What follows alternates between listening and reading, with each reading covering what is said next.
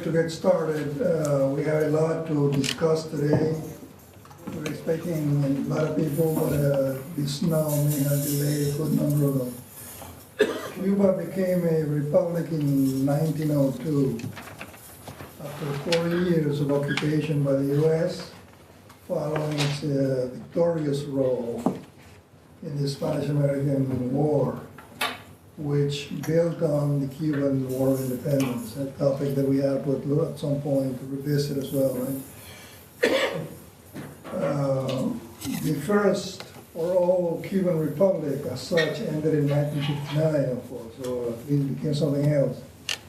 So this seminar and future events that we are planning, we are lucky to have the resources and the collaboration of our friends, addresses the foundational ideas and actors in the formation of the Cuban Republic. So we're talking about the first 4 decades or so of the 20th century. We'll discuss foundational ideas, but that means also events, actors, and processes. And we thank Rafael Rojas and Samuel Farber, who are specialists in this topic, who have written books and other things, and essays, and what else are you want to do? There are a lot of, he's working on a new book on a related topic. So there we have a wealth of resources and to draw from today, and to have a very rich discussion. We really should not fail to mention other Cuban American authors who have written important works on the Republic, even if they may have ended up with the revolution, and that includes Marifeli Perez-Estable, that includes Jorge Dominguez, indeed, a very important work, and others. And we hope to be able to invite some of those people to us to continue and deepen this discussion. We are particularly interested in 2 topics, which is what did the Cuban protagonists of the War of Independence, the Cubans, and we can deal with the Americans and others later, what do they mean by republic? What do they mean by revolution? Was the meaning of revolution in the 19th century the same as it happened, as it developed later in Latin America in the 20s and the 30s and 40s? Many of us think it was very different. And perhaps, this is only to provoke some discussion, we need to think that Martí and el Partido Republicano Revolucionario Cubano were working with a framework that was very much 19th century, more than 20th, and therefore we had a set of frameworks that we need to better understand as we seek to understand the formation of the Cuban Republic. Rafael Rojas has written extensively on Martí, intellectuals and parties now, and ¿qué más? Lo que tú quieras. And today he's going to address a free-floating reflection based on his previous work, but focus as much as possible on parties, political parties. Samuel Farber has written extensively as well, and he will follow on a discussion of the arrival of Marxism in Cuba and the varieties of Marxisms that may have emerged in Cuba, as opposed to a single vision of one and what that meant or may have meant for Cuba and for Marxism. So Rafael, you want to can either stay there or come in? No. Shall we give a nice applause? He's a nice guy. Thank you very much, Mauricio. I will start with a very brief presentation in Spanish about the Cuban political system in the early First Republic and the ideologies, liberals, conservative, socialist. But I have to say that I came here to listen some Farber. That's why I'm here. Entonces, son brevísimas ideas a manera de introducción sobre el problema de las ideologías y los partidos políticos en la Primera República Cubana. Podemos hablar en Cuba, en la primera República Cubana de 1901 a 1933, cuando estalla la revolución, y de 1933 en adelante hasta la Constitución de 1940, ¿podemos hablar de un sistema de partidos? Esa es una buena pregunta que habría que hacerse, y luego, si respondemos afirmativamente, habría que decir qué tipo de sistema de partidos eran, ¿no? Tradicionalmente se nos dice que sí, que había un sistema de partidos y que inicialmente intentó ser un sistema bipartidista, ¿verdad? Como el que proponía el modelo constitucional norteamericano después de 1787, después de la Constitución norteamericana de 1787. Lo que observamos en el desarrollo del proyecto republicano cubano es que no es así.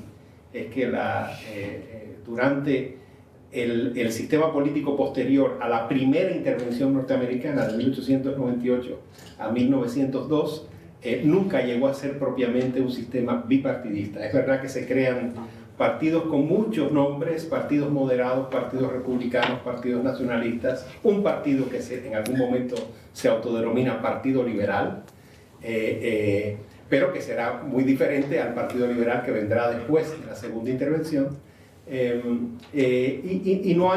Nunca se llega a establecer ni una tensión electoral ni una tensión legislativa entre dos grandes instituciones partidarias. Es como un sistema de partidos muy precario. Luis Aguilar León, este historiador y ensayista cubano, que dedicó, cuando era profesor en la Universidad de Cornell, un libro que sigue siendo muy provocador y muy interesante sobre la Revolución del 33, decía que en realidad el sistema de partidos en Cuba, después de la experiencia colonial, surgió con la segunda intervención, no con la primera. La intervención de 1906 a 1909, la intervención de Charles Magun, no la intervención de Leonard Wood, que es la primera, ¿verdad? Y tiene mucho sentido, porque esa segunda intervención tenía como propósito tratar de corregir los problemas que habían llevado al fracaso a la primera presidencia republicana cubana después después del orden colonial, la presidencia de Estrada Palma. Y como sabemos, la crisis de esa primera presidencia tiene que ver con el intento de Estrada Palma de reelegirse y la imposibilidad de crear acuerdos institucionales que permitieran una salida negociada al conflicto. Al final no se encuentra la salida y estalla una guerra civil, la primera guerra civil de la Cuba post-colonial, que fue la de 1906.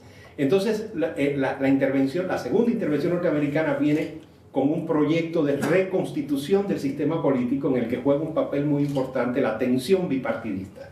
Y eso es lo que sí observamos en Cuba después de 1909. Un partido liberal y un partido conservador que alternan en el poder hasta la llegada de Gerardo Machado al poder en Cuba. Yo creo que podemos definir el sistema político cubano de 1909 a 1928 más o menos como lo que sería un sistema político bipartidista. Es lo más aproximado que tenemos. Ahora, esa sería una tesis histórica. Creo que no está muy bien, esto que acabo de decir, creo que no está muy bien establecido en la historiografía. Algo que comentábamos con Mauricio, lo hemos comentado también con Sam, es que la historiografía política de la República Cubana es todavía muy precaria. En los años, antes de la Revolución comenzó a trabajarse en la historiografía política, pero como sabemos, después de la Revolución, la historiografía predominante ha sido una historiografía económica, social, y en los últimos años un creciente desarrollo de la historia intelectual o de la historia de las ideas, pero no propiamente una historia política institucional. También tiene mucho sentido, ¿verdad?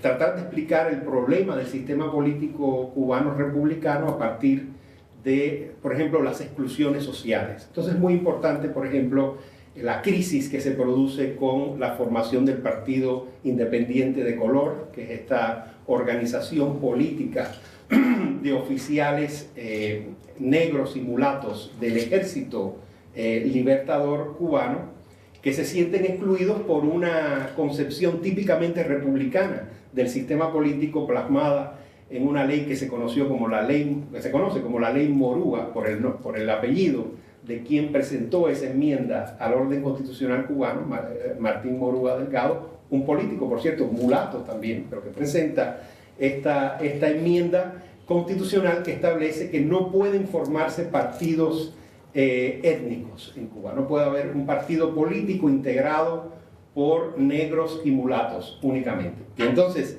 el orden constitucional, al proscribir ese tipo de asociación, produce una movilización muy fuerte, primero del Partido de los Independientes de Color como partido político, y que acaba finalmente en una guerra, en otra guerra civil, que es la guerra de 1912, termina en una terrible masacre contra los oficiales del Partido de los Independientes de Color, alzados tras el liderazgo de Ibonet y Estenoz. Bien, esos son los temas que han ocupado a la historiografía económica, social cubana, fundamentalmente en los últimos años, porque hablan precisamente de las exclusiones que genera el primer modelo nacional de la República Cubana. Sin embargo, a la vez que sucedían esas exclusiones, no solo de la población afrocubana, también, como sabemos, de toda la población femenina que estaba al margen del sufragio. A pesar de todo eso, en la franja minoritaria de la ciudadanía blanca y masculina cubana se estaba reproduciendo un sistema político, ¿verdad? Que es el que les acabo de mencionar, este tipo de sistema político bipartidista, entre el Partido Liberal y el Partido Conservador. Un primer gobierno del Partido Liberal, de José Miguel Gómez, de 1909 a 1912, luego dos gobiernos conservadores sucesivos de Mario García Menocal, de 1913 a 1917 y de 1918 a 1921. Luego, un nuevo gobierno liberal de Alfredo Zayas, aunque es el Partido Liberal con alianzas con otros, incluso un intento de cambio de nombre, pero un gobierno más del Partido Liberal de 1921 a 1924. Ahí tenemos una forma típica de alternancia en el poder en un sistema político bipartidista. Claro, por el medio sucesivas guerras civiles, o sea que tenemos alternancia en el poder, pero no sucesión presidencial pacífica. Sigue habiendo un problema de violencia política en los momentos de la sucesión, porque hay conflictos casi siempre motivados por proyectos de reelección, pero también por alianzas de unos y otros. Ahora, tendríamos que preguntarnos por la consistencia de estos nombres. Es decir, una cosa es, y esto es algo que no solo tiene que ver con la historia política o intelectual de Cuba, sino con toda la historia intelectual y política de América Latina. Una cosa es que existan asociaciones o partidos políticos que se autodenominan liberales o que se autodenominan conservadores, y otra cosa es que sean realmente liberales y conservadores en el sentido ideológico, ¿verdad? En el sentido ideológico que le atribuimos a la corriente liberal o a la corriente conservadora en la historia política atlántica.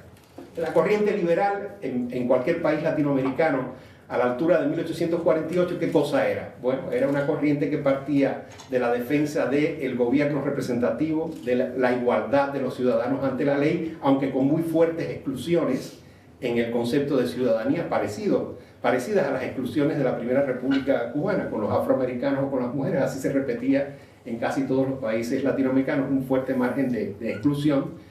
Pero bueno, era la igualdad del ciudadano ante la ley, una promoción de la propiedad privada, de la propiedad individual, la idea de que el ciudadano de la República es el propietario. Eso era muy propio de todo el liberalismo latinoamericano, lo que excluía la noción de la propiedad comunal. Y en algunos países como México o el Perú o Centroamérica, donde había una fuerte tradición de propiedad comunal agraria desde la época prehispánica, es decir, antes de la llegada de los conquistadores españoles, esa tradición de propiedad comunitaria agraria choca con el proyecto liberal, y los liberales hacen reformas, ¿verdad?, a mediados del siglo XIX en casi todos los países latinoamericanos para fraccionar la propiedad comunitaria de los pueblos de indios o la propiedad corporativa de la iglesia. O sea, ¿por qué tenemos los conflictos siempre de los liberales con la Iglesia Católica en América Latina? Se deben a que los gobiernos liberales como el de Juárez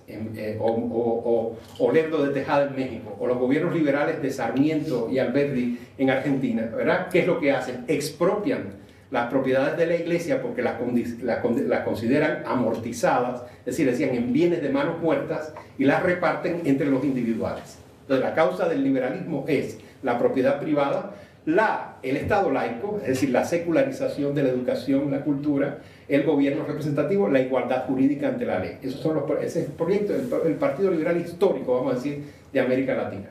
El conservador, bueno, también hay que decir que esa tradición liberal se reconoce en un corpus de pensamiento, un corpus doctrinal, que es el que viene de toda la ilustración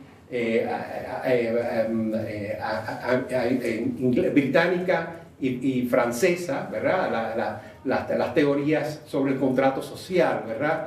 O la teoría del gobierno civil, desde John Locke y Thomas Hobbes, ¿verdad? En la Gran Bretaña, hasta Rousseau, Montesquieu y los liberales franceses de la primera mitad del siglo XIX, Constant, Tocqueville, ¿verdad? Esa es la tradición doctrinal de los liberales latinoamericanos, Mora, Alberdi, Sarmiento, cualquiera de ellos.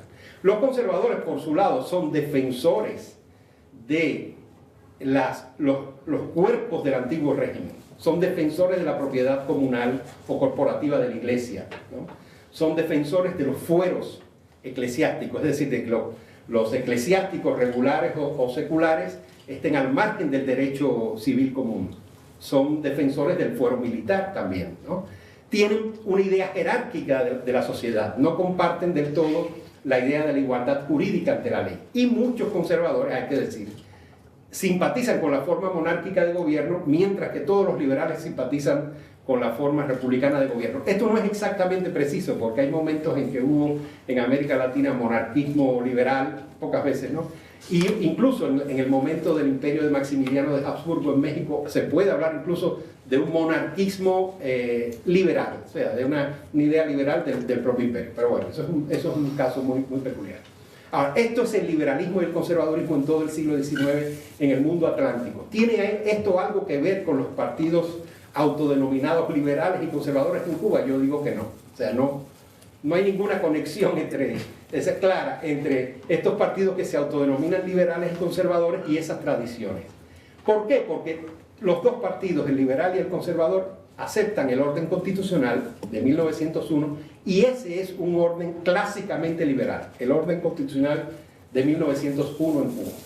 Es un orden constitucional que podemos decir que es incluso arcaico para 1901, porque en ese momento la mayoría de las constituciones latinoamericanas se estaban abriendo ya a los derechos sociales, y aquí es como si no existieran derechos sociales. No hay derechos para los trabajadores, no hay derechos para los campesinos, no hay derechos, por supuesto, que tampoco los hay para las mujeres. La idea es que el ciudadano es solo un ciudadano homogéneo, que es el hombre blanco, ¿verdad? Es una idea muy restringida de ciudadanía, y los derechos son únicamente derechos civiles y políticos, no son derechos, ¿verdad?, la familia, el trabajo, etc.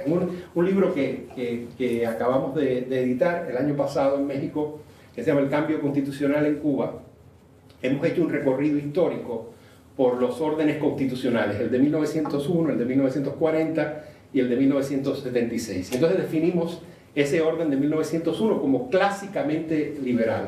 Quiere decir que cuando decimos clásicamente liberal, es decir que es muy parecido, casi calcado al orden constitucional norteamericano de 1787, es decir, de un siglo y varias décadas antes. Por eso decimos que es arcaico, ¿no?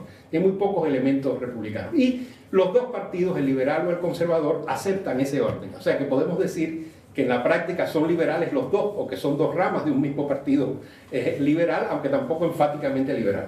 Y eso explica que hay una constante negociación, a pesar de las guerras civiles, de que hay guerras civiles cada vez que hay cambio de gobierno, hay una permanente negociación legislativa entre estos dos partidos que nunca se ha documentado, creo yo, bien en la historia política cubana. Pongo algunos ejemplos para ir entrando ya en el final de mi presentación. Y son ejemplos de negociación que me llevarán a la tercera corriente que yo quería explorar, que es la del socialismo, pero como veremos estoy hablando de un socialismo precomunista. Y luego le voy a dejar el tema del comunismo a Sam, que ha estado trabajando eso. Yo en realidad no estoy en esos temas de investigación ahora, estoy en otras cosas. Bien, por ejemplo, un proyecto de negociación entre el Partido Liberal y el Partido Conservador. 1916, durante el primer gobierno de Mario García Menocal. Se debate en ambas cámaras de Cuba una ley llamada Ley del Seguro Obligatorio por Accidentes del Trabajo. Y se presentan en el debate liberales, algunos con tendencia obrerista, como se llamaba, o sea, que tenían alguna simpatía por el movimiento sindical, especialmente por las primeras federaciones obreras, y conservadores que llegan a utilizar en algún momento un lenguaje bastante socialista también, y defienden ambos la idea de que tiene que legislarse un mecanismo de previsión social para asistir a los obreros en caso de accidentes de trabajo. Curiosamente, ese proyecto, o sea, se supone que un partido conservador está a la derecha y un partido liberal a la izquierda. Bueno, ese proyecto casi textual se había presentado en 1912 bajo el gobierno liberal de José Miguel Gómez, y el presidente lo vetó. Porque el presidente tenía derecho a veto. La Constitución es presidencialista, muy parecida a la norteamericana. Y entonces se vuelve a presentar el proyecto bajo el gobierno conservador de Mario García Menocal en 1916 y se aprueba por mayoría. Ese es un primer caso. Luego están las dos leyes de 1918, la famosa ley del 18 de julio, que era una ley que concedía a las madres la patria potestad sobre sus hijos, aunque contraiga segundas nupcias le mantiene la capacidad de administración de sus bienes. Eso fue una ley muy importante, parece que no, hoy nos puede parecer como muy atrasada, pero para la Cuba de 1918 fue muy importante. Esa ley también se aprobó por una comisión bipartidista en las dos cámaras, liberal y conservadora. Luego, una ley siguiente, en el mismo año, que es la famosa ley de divorcio. Esa ley generó un gran debate dentro y fuera del Congreso cubano, porque el verdadero conservadurismo, o lo que sería algo así más cercano al conservadurismo cubano, que veremos qué cosa es, se le opone. La ley de divorcio es presentada por los dos partidos. El presidente Mario García Menocal se demora en firmarla, pero al final la Constitución decía que si pasaban 10 días sin que el presidente no ejerciera el veto, la ley era válida automáticamente. Entonces, claro, Menocal, como dicen en México, nadó de muertito, es una frase mexicana, quiere decir que va flotando sin tomar una posición, pero permitiendo que las cosas sucedieran, ¿no? Ahora, lo que es interesante en esta ley es que genera un gran debate, algunas voces muy particulares en el Congreso. Un secretario de Justicia que, a diferencia del anterior, que era Cristóbal de la Guardia, que tiene alguna dimensión socialista, este otro, que se llamaba Luis Azcárate, se opuso a la ley de divorcio. Aún así, una vez que el presidente no la veta, la ley pasa. Pero la verdadera oposición viene de los arzobispados cubanos. El arzobispo de Santiago de Cuba, el arzobispo de La Habana, hacen una fuerte presión en la opinión pública, y naturalmente la prensa más ligada a la tradición colonial española y a los inmigrantes ricos españoles que estaban llegando, no a los pobres, en las primeras décadas del siglo XX, hace eco de la reacción católica. Entonces ahí sí podemos identificar un núcleo conservador, que sería el del catolicismo y el de las colonias españolas más tradicionales. Pero ¿de qué estamos hablando? Un conservadurismo en la sociedad civil, no propiamente en el sistema político, ¿verdad? Esa es entonces, son casos muy interesantes que habría que estudiar mejor. Ahora, la discusión sobre las leyes obreras, creo yo, que nos lleva a otro punto, y con esto voy a ir cerrando, que es el del surgimiento de un socialismo también en el campo político cubano, en la esfera pública e incluso en la sociedad civil. Podemos considerar naturalmente el movimiento sindical como parte de la sociedad civil, y ahí hay, ¿verdad?, un crecimiento del movimiento obrero muy rico de estudiar, porque es un movimiento obrero, recordemos, anterior a la Revolución de Octubre, anterior a la formación de la red comunista internacional que Sam comentará. Entonces es un socialismo todavía heredero de la última socialdemocracia obrera, ¿verdad?, de la primera internacional de finales del siglo XIX, en algunas zonas yo creo que con una presencia fuerte del anarquismo, y en otras con una presencia más fuerte aún de la socialdemocracia parlamentaria, la que conocemos más, de La Salle, Bernstein y los otros, ¿no? Yo creo que el pensamiento de Diego Vicente Tejera, por ejemplo, tiene que ver con esa tradición, la del socialismo socialdemócrata, vamos a llamarla así, pero van surgiendo otras denominaciones de socialismo. Una muy interesante es el proyecto del Congreso Nacional Obrero de la Sociedad de Torcedores de 1914 en Cuba. Ese proyecto habla de un tipo de socialismo que ya incluye lo que ellos llaman la acción directa y la lucha de clases, y comienzan a plantear una crítica bastante explícita a los mecanismos de la democracia parlamentaria o del régimen constitucional presidencialista de 1901. Esos son los orígenes ya de un socialismo obrero, desmarcándose de la socialdemocracia y buscando algún tipo de salida hacia un comunismo, pero esto es anterior a la propia Revolución de Octubre. Creo que ese es el caso también del famoso Manifiesto de Cruces de 1915. Ese es un proyecto del socialismo, del primer socialismo cubano, que va tomando distancia de las posiciones de Diego Vicente Tejera y otros socialdemócratas. Pero el caso, yo creo que más claro, es el de la formación de la Federación Obrera de La Habana. Y aquí yo comentaba con Mauricio, y a lo mejor Sam tiene una idea más clara, que algo interesante aquí es cómo migra o cómo se traslada el concepto de federación de los sistemas políticos al movimiento obrero. Recuerden que hay una tradición fuerte ligada al liberalismo, tanto norteamericano como latinoamericano, de una tradición federalista. La idea de que un orden liberal en un país, sobre todo en un país grande, debe generar un pacto confederal o federal, de tal manera que los estados de una unión sean autónomos o soberanos. Eso pasó en México, pasó en Argentina, pasó en Brasil. Ahora uno se pregunta cómo es posible en Cuba, en una isla tan pequeña, que hubiera un federalismo, y sí lo hubo, porque hubo proyectos de federalizar Cuba en el primer constituyente. Había una tradición, como sabemos, separatista o regionalista que venía de las guerras de independencia, pero eso llegó a plasmarse en la idea de hacer de Cuba una federación de 5 estados, digamos, de Oriente y Pinar del Río. O sea, Pinar del Río sería un estado autónomo, Oriente otro, las villas Camagüey y La Habana, ¿verdad? Entonces, ese lenguaje pasa a las federaciones, y los gremios, por ejemplo, como la Asociación de Torcedores, crean una federación territorial o regional dentro de la isla, ¿verdad?, que defiende este movimiento socialista. Y creo que esa federación obrera de La Habana, que convoca a un Congreso Nacional Obrero entre 1916 y 1917, y es un tipo de, por cierto, un Congreso Nacional Obrero que está tratando de enfrentarse a las corrientes panamericanistas del movimiento obrero que venían de los Estados Unidos. Sí, llega a formular un tipo de socialismo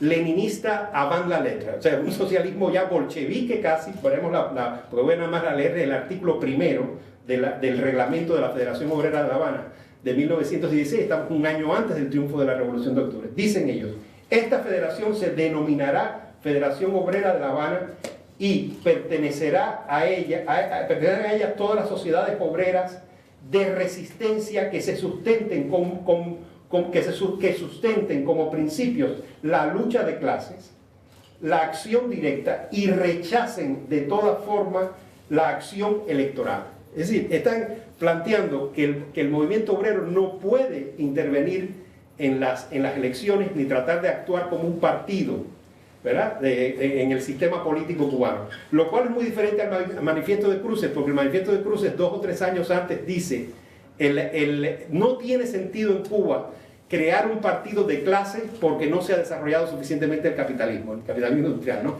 Sin embargo, a través de los sindicatos sí podemos intervenir en alianzas con los partidos tradicionales. Aquí no. Aquí hay una ruptura con el sistema electoral del régimen constitucional liberal, y un llamado a lo que ellos llaman la acción directa, que no es otra cosa que la revolución socialista. Y esto es bastante anterior a lo que vendrá, lo que será después el Partido Comunista de Cuba, el fundado por Carlos Baliño y Julio Antonio Mella en 1925, que en resumidas cuentas es un partido que se inscribe en la red comunista internacional creada después de la formación de la Unión Soviética y la Internacional Comunista y el Comintern. Este es un movimiento obrero anterior al Comintern, con una serie de ideas, algunas más radicales, otras más moderadas, que servirían para pluralizar mejor, ¿verdad?, el campo político de la Primera República en Cuba. Gracias.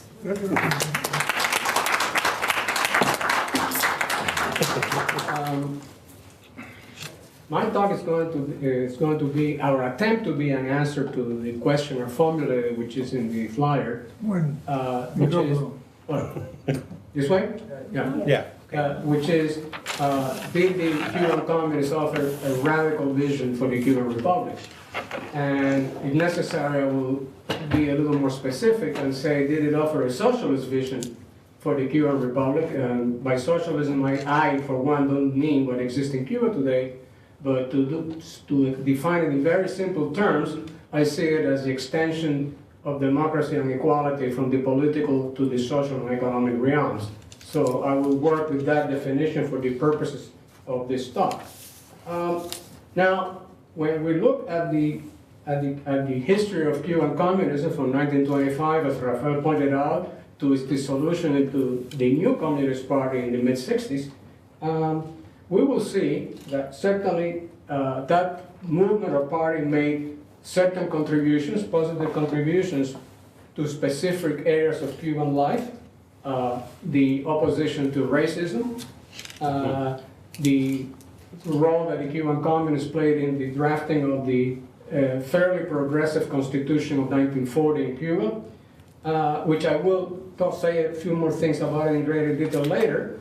But notwithstanding that, and notwithstanding the fact that many of the Cuban Communist Party members were very dedicated and honest people, and I really mean that too, and their dedication and honesty was appreciated. For example, in union elections, where again and again workers who would not vote for the Communist Party at the level of the nation or even the province or even the municipality for that matter would vote for communist shop stewards in their local unions, because they saw them as honest individuals who were worthy of their trust. In spite of this, I would say that talking about these honest individuals, that communism is not the only corporate organization where what individuals may be does not necessarily correspond to what the organizations and the bureaucratic structures are about. So, in spite then, going back again to the question I asked as the title of this talk, in spite of the party's specific contributions, to positive contributions to Cuban life and Republican life, and in spite of the dedication and honesty of most of its members, I would still say, my answer would still be no to whether they made the Communist Party made a positive contribution to Republican life. And in the short time that I have available, I will give three major reasons why I think the answer should be no. Number one will be the very politics, structure, and organization of the party since it was founded in 1925 until its dissolution. Number two, the dependence of the Cuban communists on the USSR and its consequences, both for the party and for Cuban politics. We're not talking here about American communists, we're talking about Cuban communists who were proportionately much more influential in Cuban politics than was the case of American communists in this country. So that would be number two. What was the effect of the dependence on Moscow? And number three, the politiquería and componendas of the Cuban Communist Party. Politiquería, I will translate as politicking, corrupt politicking, wheeling and dealing. You know, you can pick, you know, I'm trying to figure out the most exact translation. And componenda is the low-level version of politiquería. That is the on-principle corrupt arrangements that communists made with other the Communist Party made with other political parties. So these are the three main grounds, the three main areas which I want to explore here. Let's start with number one. The politics, structure, and organization of the Cuban Communist Party from the very moment it was founded. a communist party founded in 1925 was late. Was late, relatively speaking. The Communist International was founded in 1919, and at the time of the Communist International was founded in 1919, it counted among its leaders remarkable individual thinkers, independent thinkers that were not simply rubber stamps or whatever the Comintern leadership decided in Moscow. We only have to think about the communists of that stature that were active in the Communist International: Antonio Gramsci, John Reed, and our own Mariátegui, Siete Ensayos sobre la Realidad Peruana. These were giants of Marxism involved in the Communist International, and clearly nobody, whether you agree with them or not, they were certainly independent thinkers of the first order. So that was beginning to decay by the time the Cuban Communist Party was founded. Mariátegui was still around until he died rather young a few years later, but it was a process of decay. That was not, after 1922, 1923, the Communist International became a different animal, became literally a rubber stamp for what was decided in the Soviet Union. The Marxism of the Communist International and of the Cuban Communist Party founded in 1925 was a highly distorted version of what Marx and Engels were about several decades earlier. When I think about the Marxism of the Comintern and the Marxism of the Cuban Communist Party, as a metaphor, I think of the funhouse of mirrors, where you go and there are all these convex and concave mirrors, and you look at yourself in those mirrors, and yes, that's you, but it's not you. It's a totally, distorted vision. So in many ways, it was a funhouse of mirrors version of what classical Marxism was about. Now,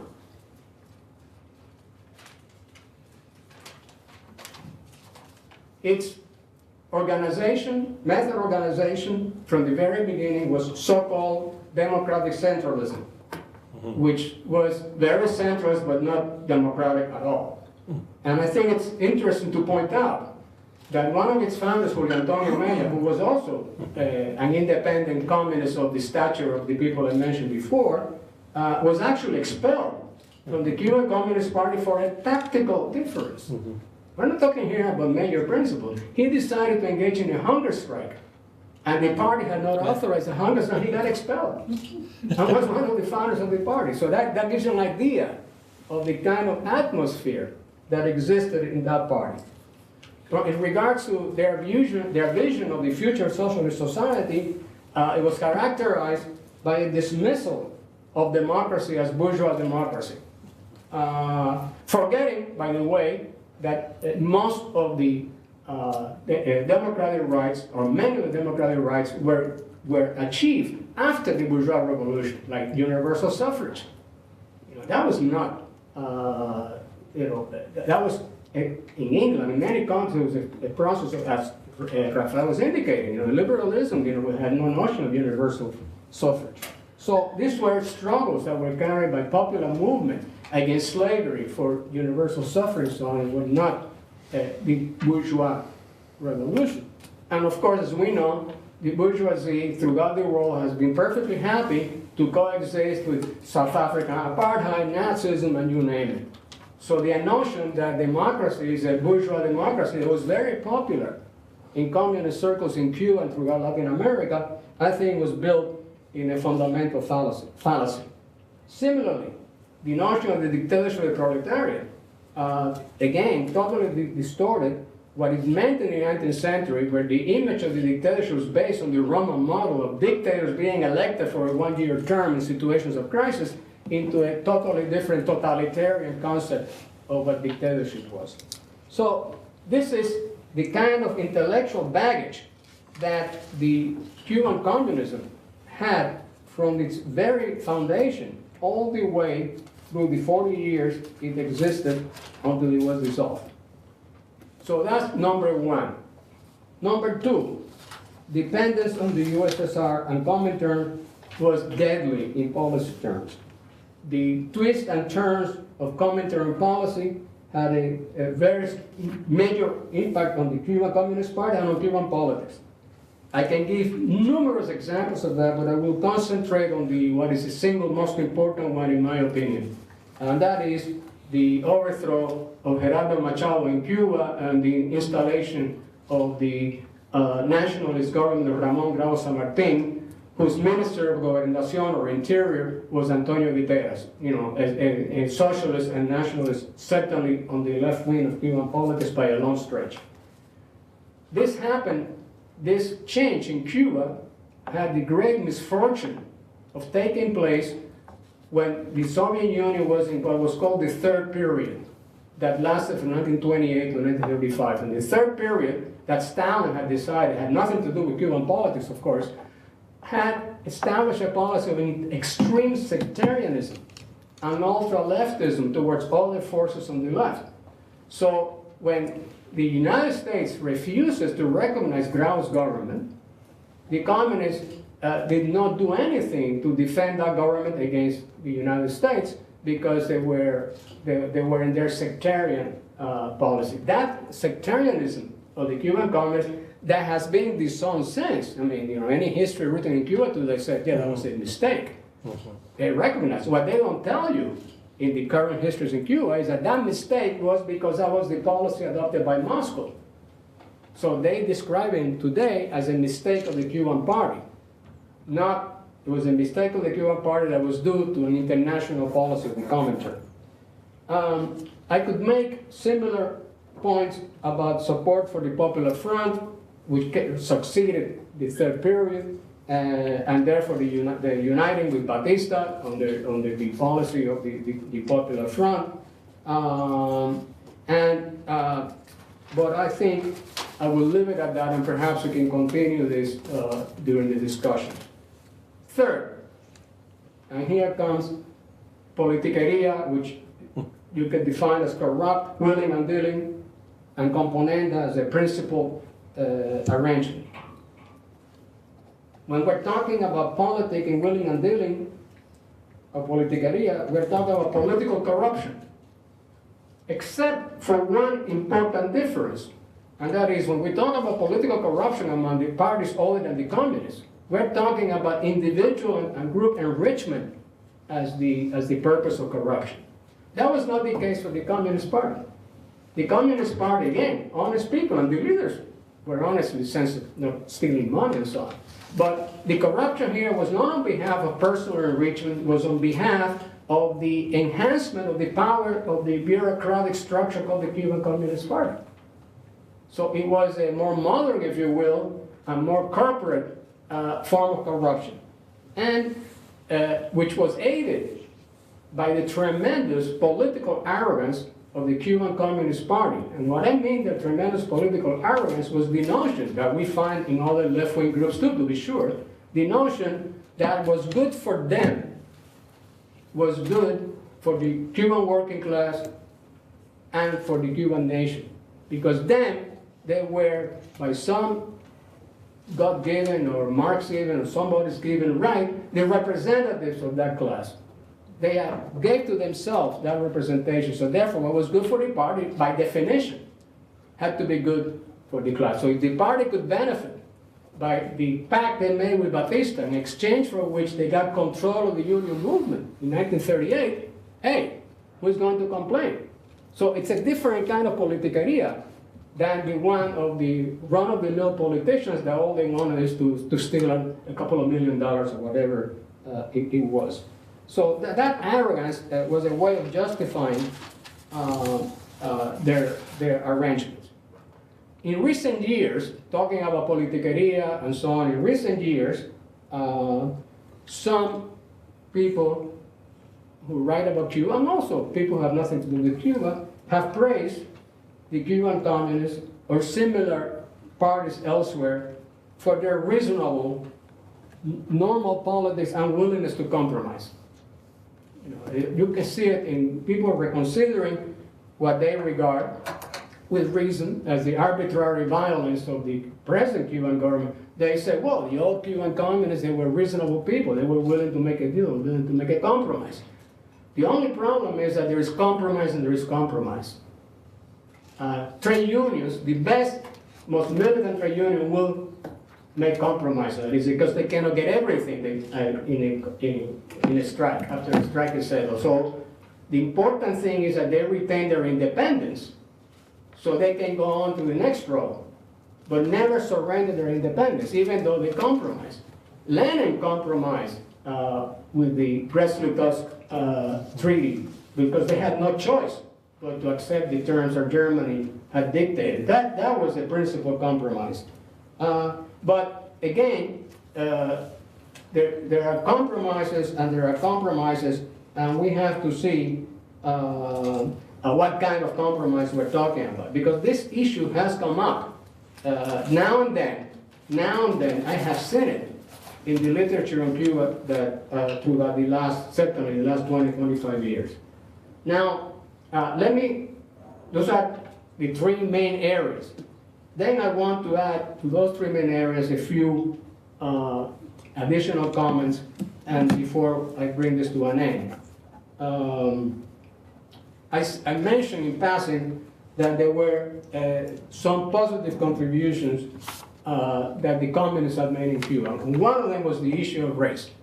They were the ones who insisted, and then were supported by other forces, that the Cuban Constitution of 1940 should outlaw racial discrimination, for example. And then they were not the only ones, but they were the ones who pushed that the hardest. And what I want to suggest to you is that the ability of the Communist Party to take a position, a better position than other parties for sure, on the question of race, was in great part because they have one foot in Cuban politics and one foot outside Cuban politics. That is, they were not totally subsumed by Cuban politics and Cuban society. And what I mean, in particular, the issue of race, was this unwillingness to openly discuss race that has lasted to this very day in Cuba. The situation has been somewhat liberalized in Cuba since the special period, but once the Cuban government, present government, decided in 1962 that the issue of race had been solved because segregation had been eliminated, but segregation is not the only form of racism, then nothing can be said about it. And for 30 years, not a word could be said about racism in Cuba, and then they liberalized a little bit. That, I think, was also not just part of this government, it was part of white politics in Cuba. You don't talk about race. Now, some people have claimed that notion about the invisibility of race is due to Jose Marti. And I think there's some element of that. But I think that the main reason for that invisibility of race, unwillingness to talk openly about race, is, in my opinion, first and foremost due to the traumatic impact of the so-called race war of 1912, which was, in fact, was no war at all. It was really a massacre of black Cubans, and then the issue became taboo. And the Morua Amendment then becomes incorporated into the Cuban Constitution in 1940. So it continued to forbid parties organized along the lines of race. And incidentally, the original Morua Amendment not only forbade classes organized on the basis of race, but also of class. Yes. Right. Which is, I know, I just discovered class party, yeah. I discovered by chance just race is forbidden, but also class. Yeah. Anyway, so I think that being in and out of Cuban politics, that is, they had also Moscow, which was one of their foundations, allowed them to see things and to take a stance on race that was not available to the regular white Cuban politicians of the other parties. And interestingly, when Fidel Castro brings up in March of '59 the issue of race, Lázaro Peña writes an article in Moy, the Cuban Communist Party paper. At this point, they were still not fully united with the Fidelistas, proposing what we call affirmative action. They didn't use those words, but that's what he was proposing. Only the communists in Cuba, the old communists, talked about affirmative action. And to this day, affirmative action has not been a policy in Cuba. And once the communists made peace and became part of Fidel Castro's government, they too dropped it. Another component. And similarly, having one foot in, one foot out was also a factor in the communists, in my opinion, having a better position on issues like the Cuban Constitutional Convention of 1940 than the other parties. Anyway, not a word about socialism. This is the Popular Front. You don't talk about socialism. But they did talk about democracy, and they did talk about secularism. And the communists were the only force in 1940 that consistently advocated the total separation of church and state. For example, the Cuban Constitution of 1940 talks about no political organization that doesn't follow Christian morality can be permitted in Cuba. Well, I, for one, and my family were not Christians, and I think we were pretty moral people. So that already was a sectarian, religious sectarian definition. The communists opposed that.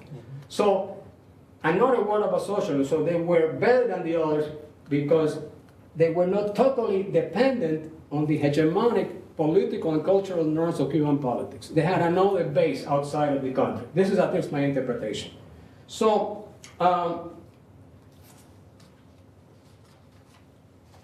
so I think then that I still insist that notwithstanding the positive contribution they did make, in net terms, it was an overwhelmingly negative force because of the use of democracy they transmitted, the political corruption, corporate political corruption that they engaged in, which was a major factor, more than anything else, on Cuban radical youth in the 1950s, getting into the 26th July movement, getting into the Directorio Revolucionario, not in the communists. Because these other groups were anti-politiqueria, and the communists were not. And that was a major reason why the young people in Cuba that wanted a change in the country supported the 26th of July, supported the Directorio Revolucionario, and didn't support the old Communist Party. Because they saw them as the part of the old politics, not the new politics. So I think these are the reasons that I tried to give why I think they were not a radical or a socialist alternative in Cuba. But one final concluding remark I want to make, and that is to mention something that notwithstanding all of that, notwithstanding that young people in Cuba followed the 26th of July movement rather than the communists, after the victory of the revolution, the Cuban communists, the PSP, that was the name of the party at that time, played a very important role, and in my opinion has been underestimated. And that is, they were the only political force that had a Weltanschauung, had a worldview to offer to these people that were being radicalized. The paper Revolución, which was the organ of the 26th of July movement, did not offer such a view.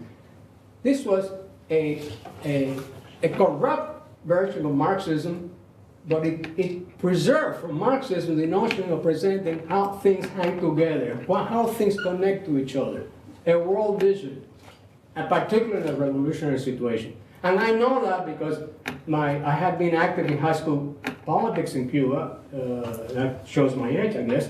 And many of my classmates who were equally active with me, many of them had not an iota of communism in their politics, fell and were persuaded by that because they wanted an explanation of what was happening in the country.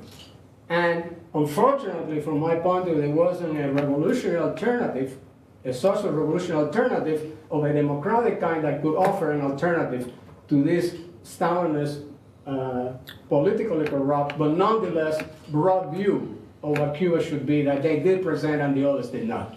Thank you.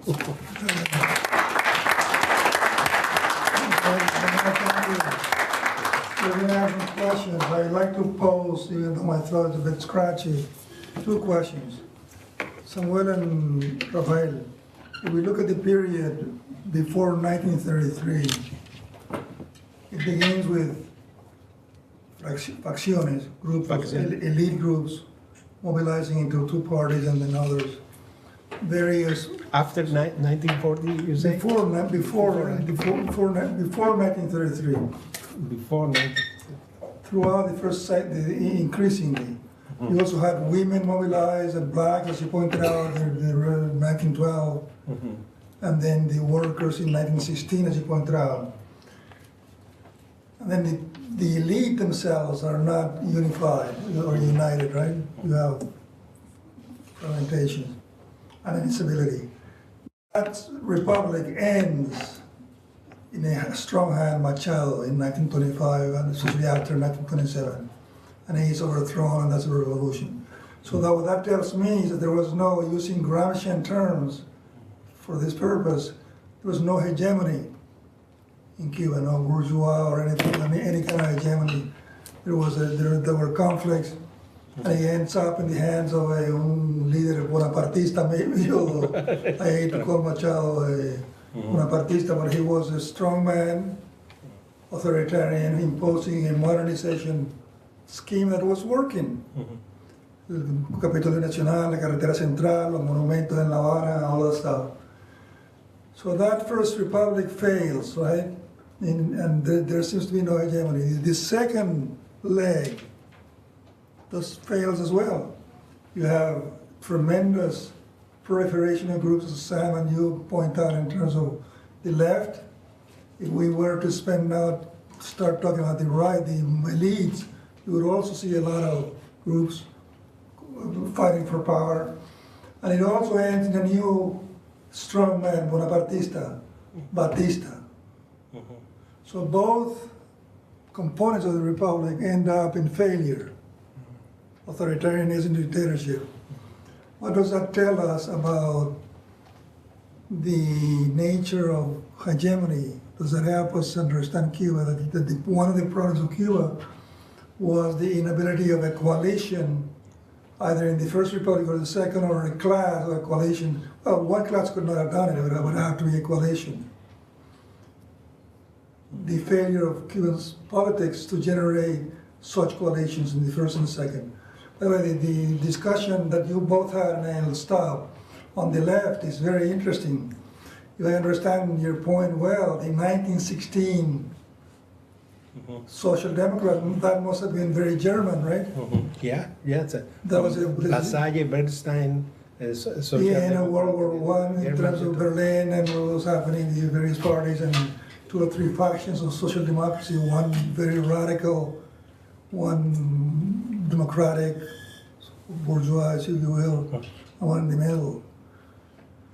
So that group, you said, existed there in 1916, and then someone said that true communism does not come until 1925, that's the Soviet model, The Communist Party, yeah. the Communist Party. So 1925. we have various groups of left. Yes. So you have also a very fragmented left. So my question to both of you is, to what extent does that help us, the failure to generate hegemony and a consensus of Cuban society that will block the I don't know how to answer the question. the sustainability of the republic? I think that one problem of the Republican politics in Cuba is the discontinuity or the breakdowns, the constant breakdown of the party system. We have a crisis of the party system after the 1933 revolution, and 20 years later we have another crisis of the party system after the dictatorship of Batista. And so in 20 years or 30 years, we don't have a political hegemony built over a party system. Yeah, I think that, yeah, you're right. That is a problem, yeah. Yeah. Someone wrote a book on this subject, more or less. You want to Yeah, comment? I just want to make a comment on the issue of sorry. I just want to make a comment on the issue of hegemony, and that is that one thing I didn't talk about, and well, it wasn't pertinent to our the respective topics, is the issue of the U.S. And that is, I think that there was, I was born in 1939, and there was a tremendous fatalism in Cuba. Tremendous. Not only about corruption, but also about the notion nothing can be done in this country if the U.S. doesn't approve.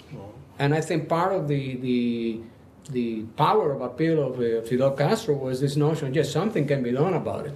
And that was like a breakthrough, because there was a profound pessimism that it was like, not necessarily that people were for or against, it's just, it's like fate, nothing can be done in this country. So clearly that interacts or interfaces with the issue of hegemony.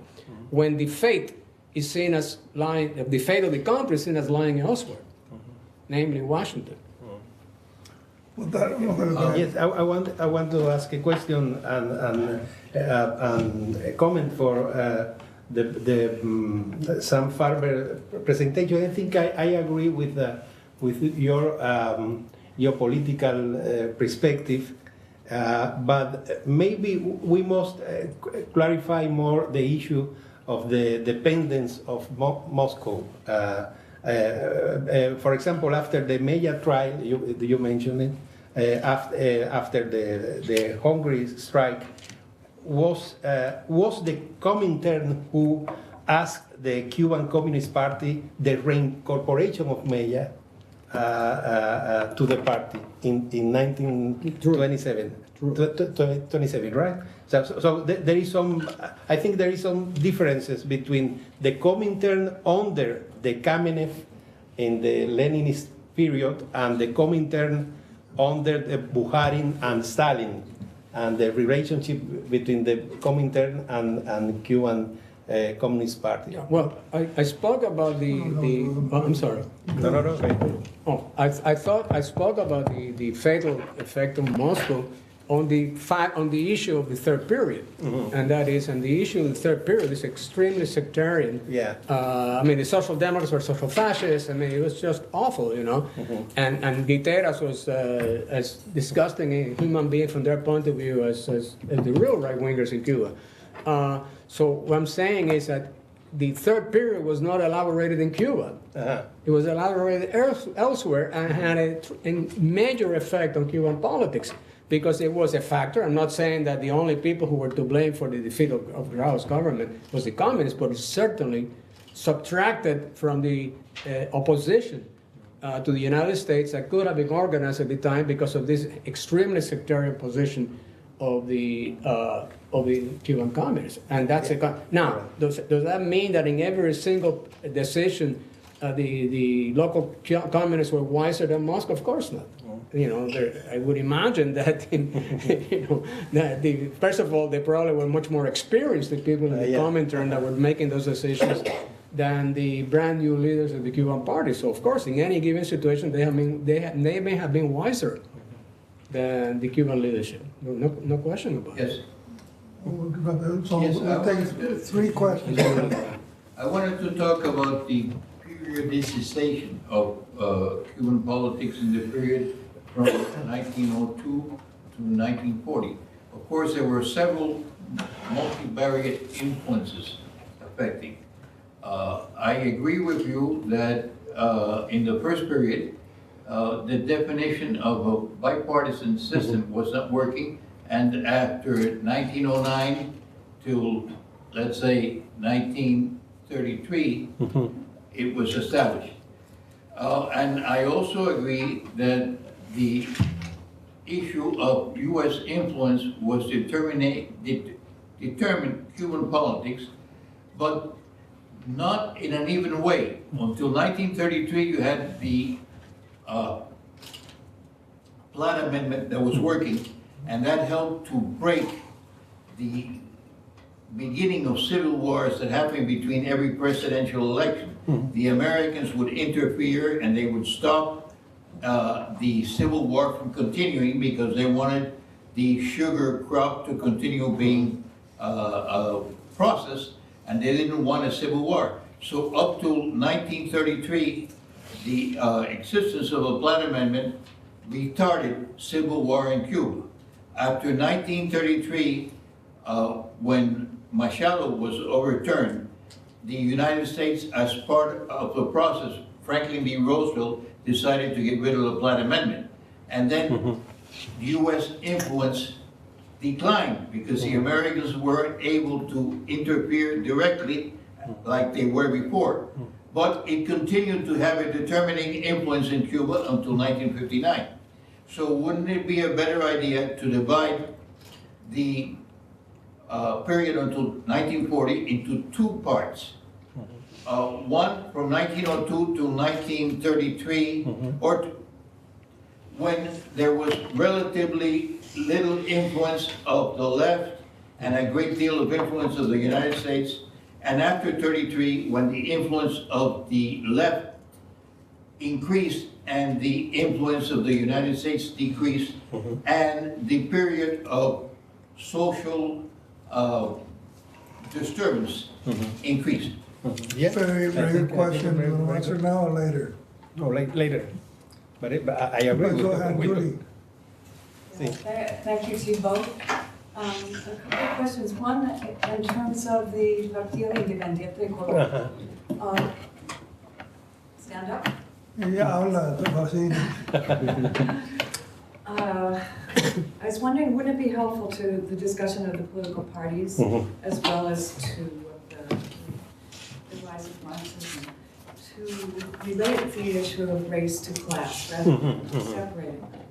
And the Partido Independiente de Color put forth proposals that cut across race. They were class issues, such as 8-hour workday, all kinds of workers' rights that were not specific to a racial group. And so if they're thought about as a racial group, then I think that in a certain sense tends to erase a great deal of what they're about that challenged the kind of parties that you're discussing. And so can't they be seen as part of, at a very early point, 1912? 1911. And also they were working with mobilized peasantry in Oriente who were massacred. Nobody knows how many. And so even that location and mobilized independent peasantry occurring at a time when the entrance of U.S. capital in all sectors of the economy, but particularly in plantations and sugar sector, was enormous. Seems to me represents in many ways a substantive challenge to the kind of party structure that you're talking about. That was just narrowly liberal and conservative, but with little social content. So I think it'd be good. That's sort of a question, a statement. And then also I was wondering for someone, if you could help us place a little bit the development of the Cuban Communist Party within the context of Latin America's Cuban, not Cuban, the communist parties, or maybe that's too broad a subject, but I know many others were founded later than the Cuban one. And did the Comintern have a particular concern with Cuba's Communist Party, perhaps because of the relationship of, or the huge controlling role of the U.S. in Cuba? Because my impression is in certain other countries it did not have the same kind of very direct both ideological and political control. I'm not sure about that. Voy a decir algo en español, pero Sí, para ser más preciso, en el tema del partido de los independientes de color. Yo por supuesto no acepto la idea de que era un partido étnico o partido de raza. No es.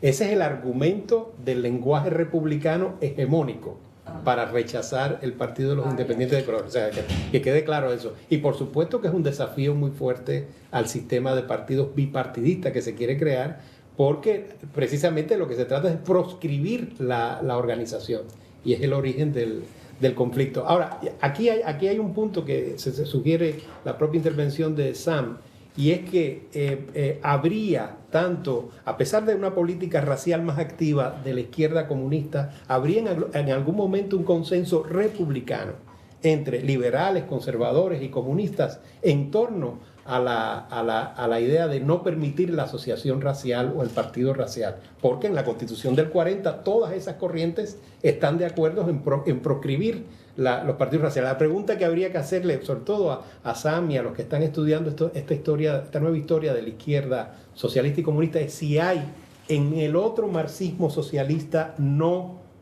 prosoviético, más independiente del Comintern, tipo Sandalio Junco y el partido bolchevique leninista, o en el trotskismo, una idea de la nación y una idea del conflicto racial en Cuba diferente a la republicana. Yo tampoco lo he encontrado, ¿eh? O sea, yo tampoco he encontrado ¿no? Pero eso nos lleva precisamente a la gravedad del asunto, de que el partido, y es válido también, creo yo, para las asociaciones femeninas, porque en la ley Morúa, como decía Sam, no se permiten partidos de raza, de etnia, género o clase. Y eso se transfiere en bloque a la Constitución de 1940.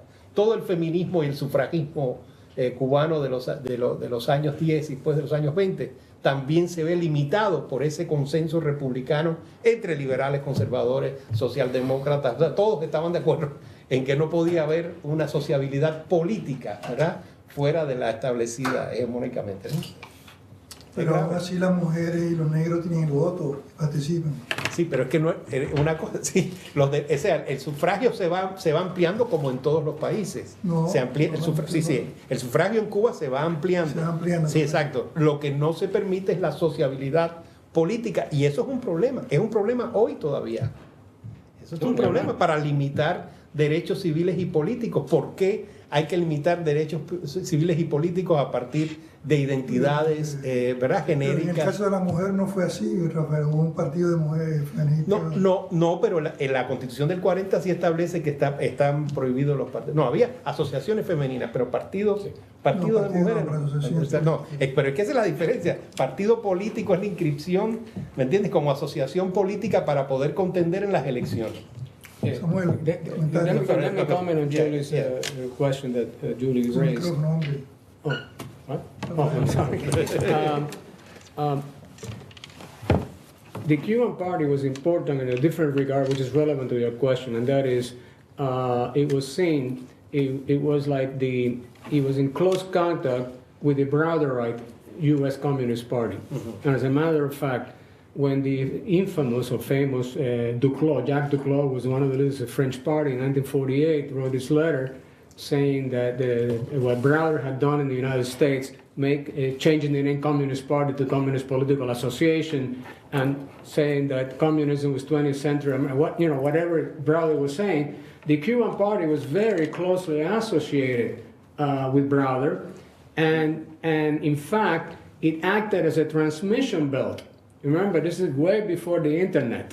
Okay? It acted as a communication and transmission belt to other communist parties in Latin America. The U.S. party, the Cuban party, and then irradiating through other parties in Latin America. There's a book, I certainly do not recommend his politics, but it's informative, by Robert Alexander, called Communism in Latin America, and has a chapter on Cuba, that his politics are totally Cold War, so I hold no brief for that, to be sure. But it's informative. It's fairly accurate and it's informative in that regard. So I think it did play a role. Now, on the issue of Sandalio Junco and so on, Sandalio Junco was personally part of the committees on the black question that had been developed in the Communist International in the late 20s.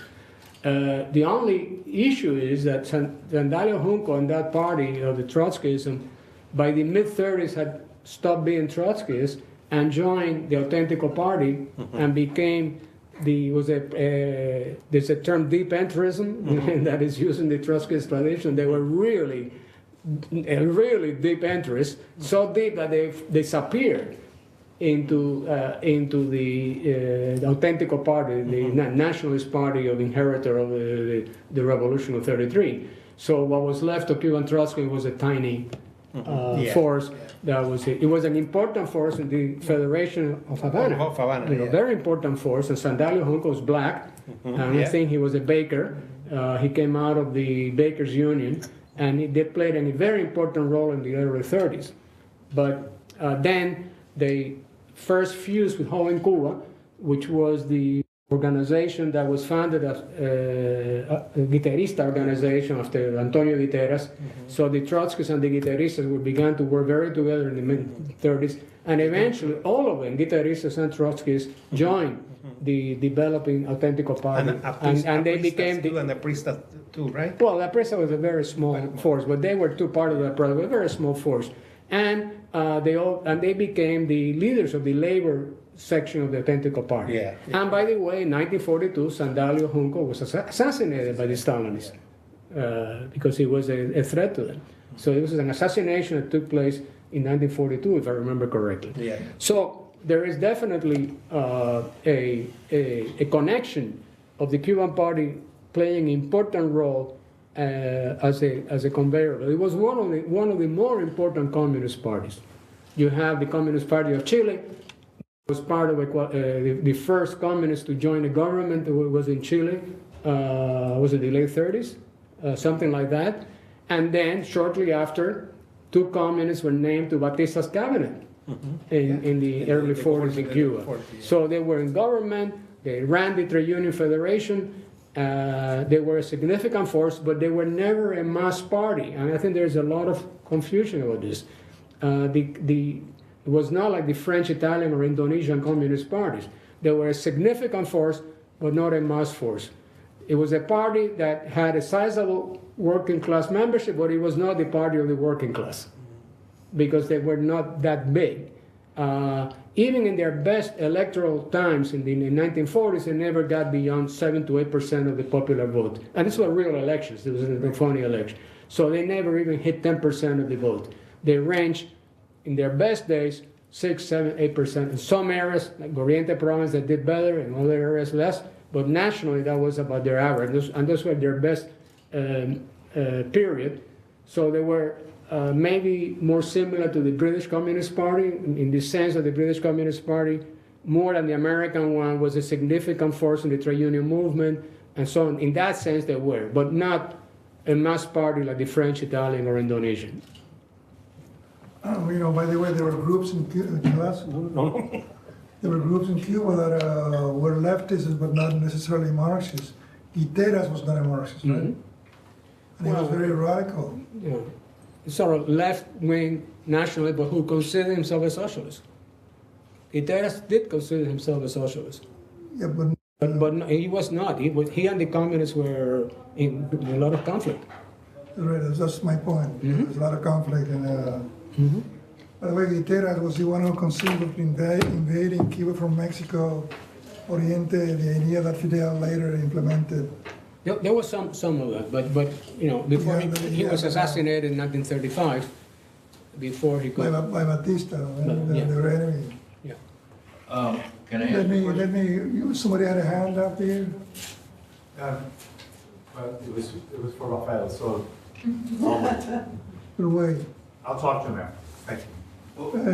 But espera un segundo. I want to go back to your question, which I think is very important. Rafael, you know, the elite, Seis pulmão. you know, Nature. let me pose a question. You have the elite in Cuba in the first segment of the republic was less united than perhaps he argues, and that's a challenge to him. For instance, there was La Chambelona, no? Las guerras civil, there were virtual civil wars. La Chambelona. And then you're absolutely right, the one who settled these issues was the U.S.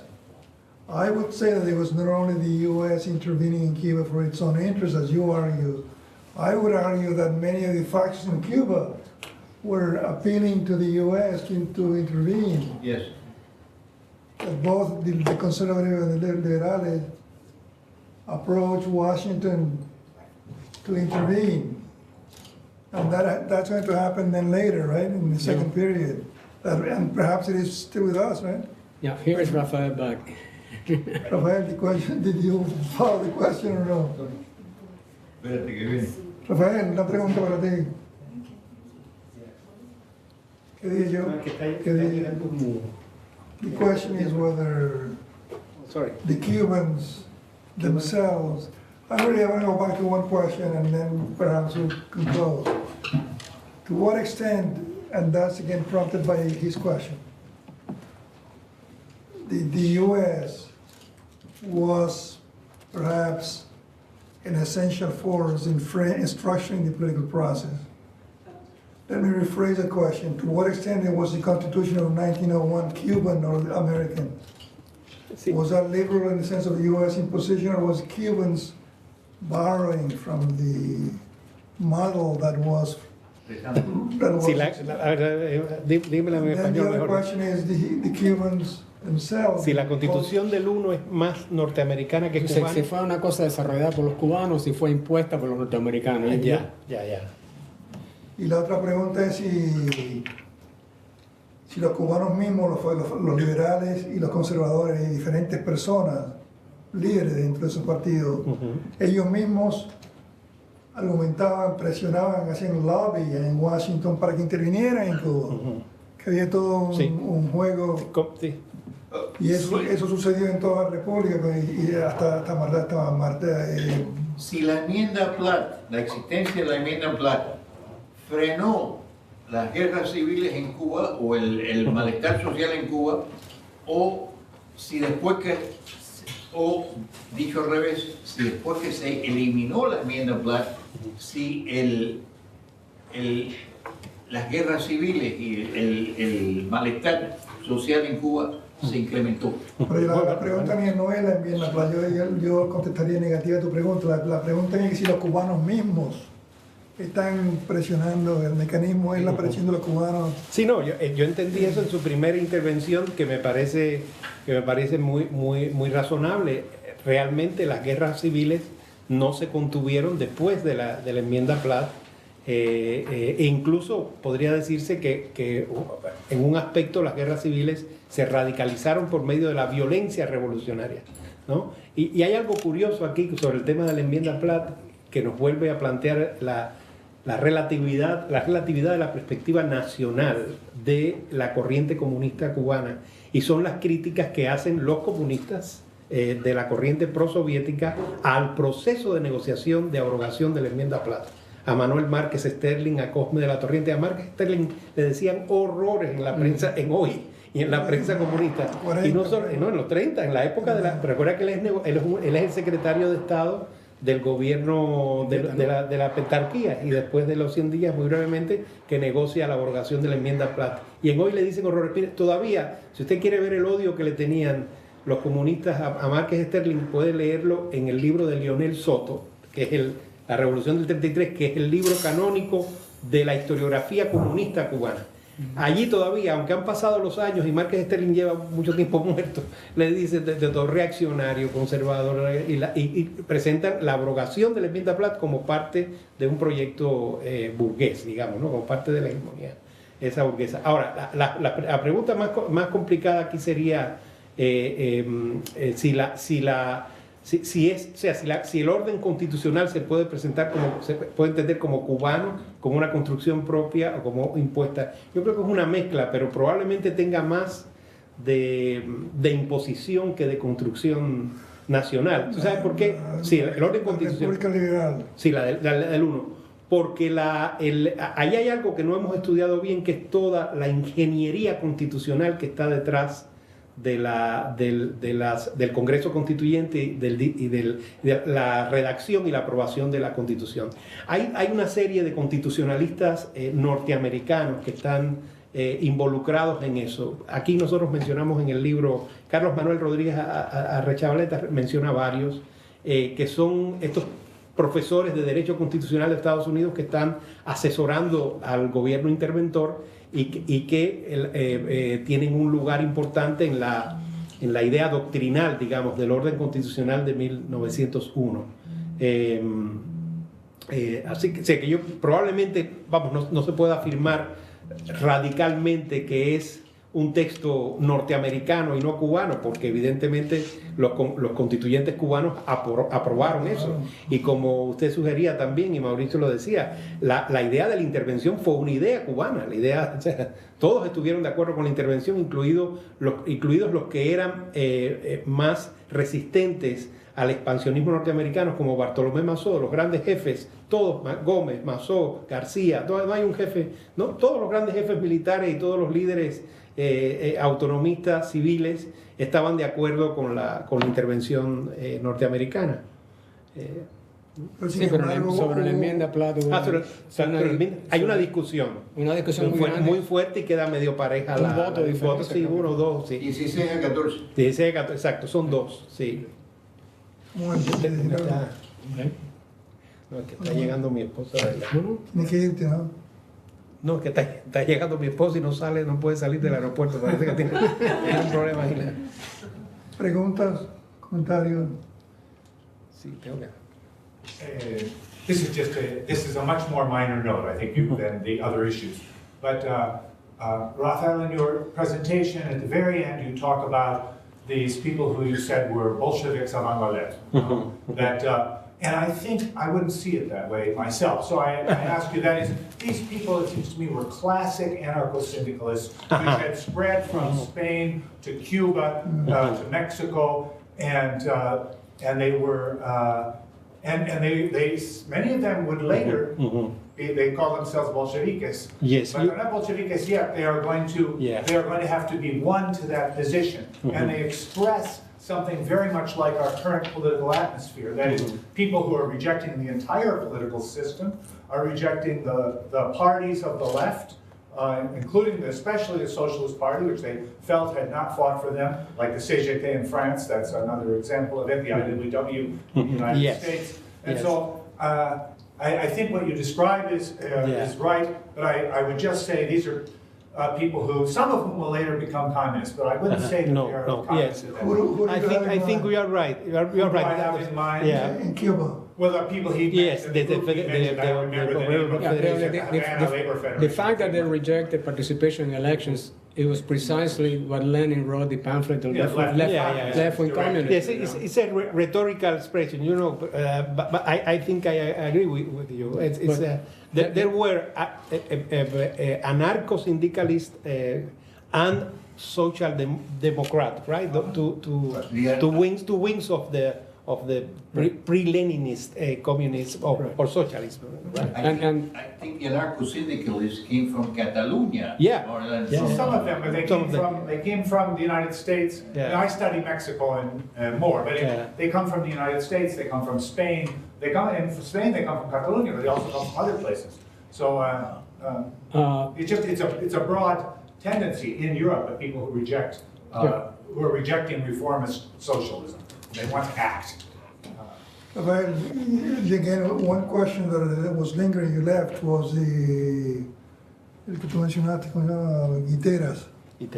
Guiteras was not a communist, he was not a Marxist, he was an anarchist. No. He was Ahora, not. Guiteras usa el concepto de socialismo, que es muy interesante. Por eso- En el programa de la Joven Cuba, él dice que su programa político es socialista. Y cuando él dice la jornada de 8 horas, la nacionalización de recursos estratégicos, la cooperativa obrera, la cooperativa de producción, él dice que eso es socialismo. Pero yo creo que él habla de un tipo de socialismo más ligado a la tradición aprista o nacionalista revolucionaria. Es una izquierda no comunista. Eso es muy interesante, porque eso yo creo que es un antecedente clave de la Revolución Cubana del 59 y de toda la radicalización del movimiento caribeño centroamericano después del golpe contra Arbenz. Es la izquierda no comunista latinoamericana que se identifica con el nacionalismo revolucionario mexicano o con el aprismo peruano y que desemboca en un tipo de socialismo. Pero no es un socialismo prosoviético ni que se define marxista-leninista ni nada de eso, ¿no? Y hay otro personaje que aprovecho la presencia de usted, Blas Hernández. Este es el Blas Hernández es 33. un líder agrario de la villa Así. que lucha contra Guiteras y contra no sé quién, y lo mata en el gran tiroteo que hubo en noviembre del 33, qué sé yo, En el Organo Nacional, ¿no? por el después. Pero era socialista. Murieron muchas No. personas. ¿Qué ideología tiene ese señor? Tenía un sombrero. No tenía una ideología, tenía un sombrero. Tenía un sombrero así al estilo cowboy, Le ¿no? decían Sandino, es el Sandino de Cuba. Ah, Samuel, tú dirías que este hombre era, ¿qué? La verdad que no lo tengo claro en mi mente, para serte honesto. Hubo un dirigente del Partido Comunista antes de Blas Roca que lo desplaza, creo que Blas Roca, y va a vivir a la Unión Soviética y tiene un hijo que muere en la Segunda Guerra Mundial. César Vilar. Ah, César Vilar. Sí. César Vilar. César Vilar. ¿Cuál era la orientación política de César Vilar? Él era comunista, ¿cómo dentro del marxismo? Definitivamente comunista, pero él rompe con el Partido Comunista Cubano cuando apoya el Moncada, que es una cosa muy irónica. Y recientemente, no me acuerdo su nombre, un escritor que vive en Cuba, que ha escrito cosas muy polémicas sobre el asesinato de Jesús Menéndez, y también escribió sobre Rita Vilar, que era hija de César Vilar, y la pasaron de las de Caín después de la revolución, irónicamente, a pesar de que César Vilar apoyó el Moncada, que fue lo mismo, muy similar a Walterio Carbonell, que también es expulsado del Partido Comunista por apoyar el Moncada. Porque es una Y después posición la pasaron muy mal bajo la gente del Moncada. muy minoritaria dentro del Fue comunismo. embajador de Cuba en Marruecos, pero creo que atropelló al cocinero o al modista del sultán de Marruecos y duró No me digas. lo que Oye, vaya, hay una novela ahí. Samuel, Hay una novela en la puerta que tengo que tomarlo de Samuel que entraba el marxismo a Cuba y el trotskismo a Cuba. El trotskismo a Cuba, ¿quién lo trajo? Y el marxismo. La verdad que no te puedo decir. Yo creo que las primeras traducciones de Marx que circularon, traducciones. de Yo pensaba que estaba hablando la idea de Marx, Bueno, ya habla de son las dos cosas. la de Juan B. Justo Sí. y aquellas que hicieron en España, yo creo que Cultura ya... argentina. Yo pensaba que estabas hablando Cultura de qué personal, ¿no? Sí, no. Porque en Cuba, ¿quién es el en líder? el caso de México, por ejemplo, está muy claro que Katayama, que era un comunista japonés, Sí, jugó un papel muy importante en la formación del y partido. Rodacanati y aquellos que ¿Quién no de trabajaron. Marx? Por la FARC, qué fascinante personaje ese. Pero no escribió, no hizo traducción. No mucho, no. se murió, se Porque él suicidó. estuvo muy metido en el movimiento socialista español, en el anarcosindicalista y en el socialista español. Él se desconectó de Cuba completo. Y el hijo de Karl Marx. Bueno, thank you. Rafael Gracias, Rojas. muchas gracias. Gracias. Qué bueno, déjame hablar.